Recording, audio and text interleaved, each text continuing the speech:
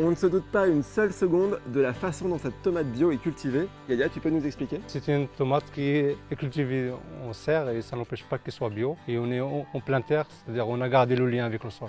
Vous avez aussi une technique pour éviter les mauvaises herbes sans avoir besoin de désherber. C'est ça.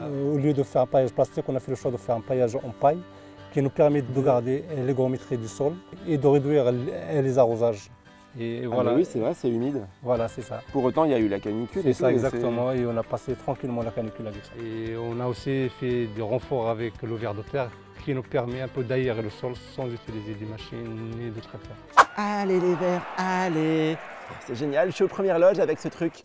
Dans cette serre, vous cultivez de la tomate, mais l'année prochaine, ça pourrait très bien être de la fraise ou du concombre. Pourquoi? C'est pour éviter les maladies, pour éviter que si par exemple on a un problème dans la tomate cette année, l'année prochaine, quand on met un concombre à la place, c'est comme si on fait une quarantaine pour éviter que la maladie s'installe. Ça veut dire que s'il y a une maladie sur une tomate, elle ne sera pas sur le concombre l'année Voilà, prochaine. c'est ça. Et est-ce que toutes ces pratiques, elles ont un impact sur le rendement? Parce qu'on a réussi à garder les mêmes rendements qu'on avait avant avec les paillages plastiques, avec les engrais.